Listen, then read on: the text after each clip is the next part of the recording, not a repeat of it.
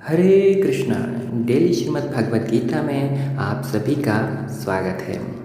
तो आज के हमारे जो दो श्लोक हैं वो श्लोक हैं श्रीमद् भगवद गीता के 5वें अध्याय के 16वें और 17वें श्लोक। तो चलिए चलते हैं श्लोक पर और जानते हैं कि इन श्लोक के माध्यम से भगवान हमें क्या बताना चाहते हैं। ज्ञानेन तु तद्ज्ञानम येषां नाशितमात्मनः तेषामादित्यवज् ज्ञानं प्रकाशयति तत्परं तद्बुद्ध्यस्तदात्मान स्तन्निष्ठास्तत्परायणः गच्छन्त्य पुनरावृत्तिं ज्ञाननिर्धूत कल्मषः। तो भगवान कहते हैं कि जब कोई उस ज्ञान से प्रबुद्ध होता है जिससे अविद्या का विनाश होता है तो उसके ज्ञान से सब कुछ उसी तरह प्रकट हो जाता है जैसे दिन में सूर्य से सारी वस्तुएं प्रकाशित हो जाती हैं। तो भगवान क्या कहते हैं कि जब अविद्या का नाश होकर ज्ञान प्रकट होता है तो उससे सभी प्रकार के जो अविद्या है वो उसी तरह नष्ट हो जाती है जैसे सूर्य के प्रकाश में अंधकार पूरी तरीके से नष्ट हो जाता है। अगले श्लोक में भगवान कहते हैं कि जब मनुष्य की बुद्धि, मन, श्रद्धा तथा शरण सब कुछ भगवान में स्थिर हो जाते हैं तभी वह पूर्ण ज्ञान द्वारा समस्त कल्मश से शुद्ध होता है और मुक्ति के पथ पर अग्रसर होता है।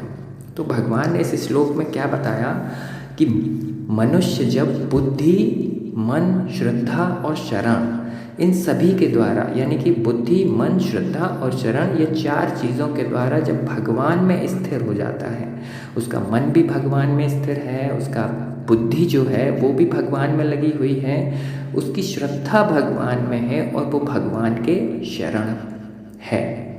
और जब भगवान के शरण हो जाता है तो तभी पूर्ण ज्ञान का उदय होता है, अन्यथा अपूर्ण ज्ञान का उदय होता है। पूर्ण ज्ञान का उदय नहीं हो सकता। पूर्ण ज्ञान का उदय तभी हो सकता है जब ये चारों चीज़ें पूरी तरीके से भगवान को समर्पित होती हैं। तो क्या होता है कि जब हमें पूर्ण ज्ञान हो जाता है उस समय जो हमारे कल्मश हैं यानी कि दोष हैं हमारे अंदर जो उनसे हम मुक्त हो जाते हैं, यानी कि हमारे दोष समाप्त हो जाते हैं और हम पूरी तरीके से शुद्ध हो जाते हैं। और जैसे ही मनुष्य शुद्ध होता है उसमें भगवान की शक्ति का संचार होता है, यानी कि तब वो मुक्ति के पथ पर अग्रसर हो जाता है। ऐसा नहीं है कि हम पूरी तरह से शुद्ध नहीं हुए हैं और हम सोचते हैं कि हाँ हम मुक्ति के पथ पर चल रहे हैं या मुक्त हो चुके हैं, तो ऐसा संभव नहीं है। क्योंकि जब तक पूर्ण ज्ञान नहीं हो जाता तब तक आप मुक्ति की राह पर नहीं चल सकते।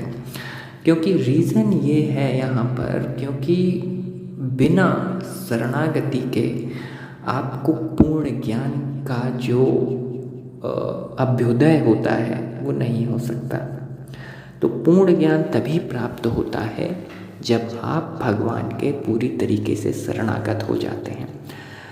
तो आज के लिए बस इतना ही और कल फिर मिलेंगे दो नए श्लोकों के साथ। तब तक के लिए अपना ध्यान रखिए, भगवान के नाम का जप करते रहिए।